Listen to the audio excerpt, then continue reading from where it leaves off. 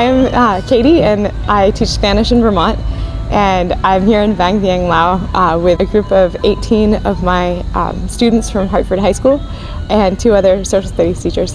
I went on a service learning trip when I was in college about 10 years ago, and it for me was the first real opportunity I had to truly experience another place, because it's different than just traveling. It's an opportunity to have conversations and really get to know people in a way that over the shared work that make friendships that last a lifetime and give you insights into the other place that really impact who you are and what you want to do with your life.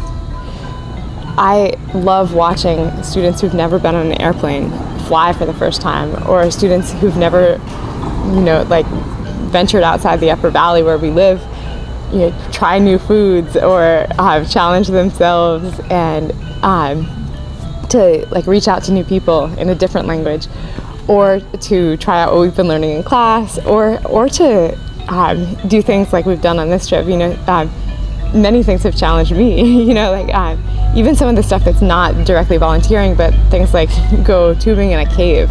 For me that was terrifying, but watching some of my students who I know it's equally or more terrifying for them do it and take that risk, it makes me take that risk. And for me it helps me to remember that for other people, language often comes easily to me, and it's something that I really love and find interesting. But for some students, that's the challenge. That's the thing that's the most scary, is trying out introductions in a different language that they've never spoken. So it helps me to remember that for each of us, our fears and our comfort zone is different.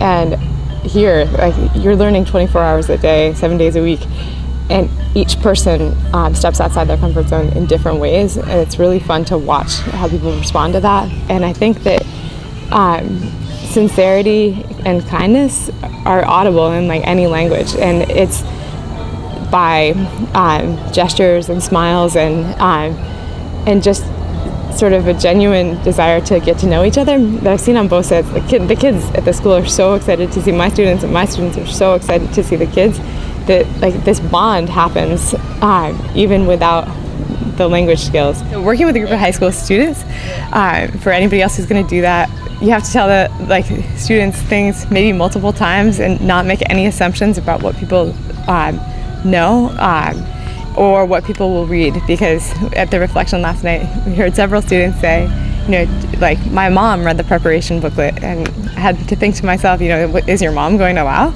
And really that I want to be both their parent for the week, but also encourage them not to need a parent for the week, because they are the ones that will be traveling. They are the ones who are here. They are the ones who need to have, a pack of toilet paper in case the bathroom doesn't have toilet paper, or I don't know, sunscreen or bug spray, or whatever it is that they're going to need in a given day. That's their responsibility.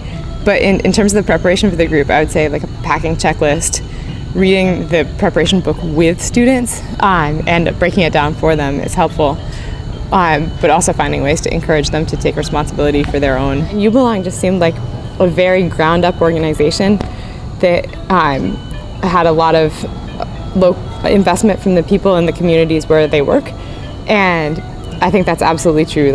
I loved being at the volunteer house and getting to know the people from here, like Sai and Onkeo and the women in the kitchen, that run the show. And I think it's really important to have an organization, not that's people coming in to say, oh, we're going to build, a school. Do you need a school? What is the need here that we can work together to accomplish?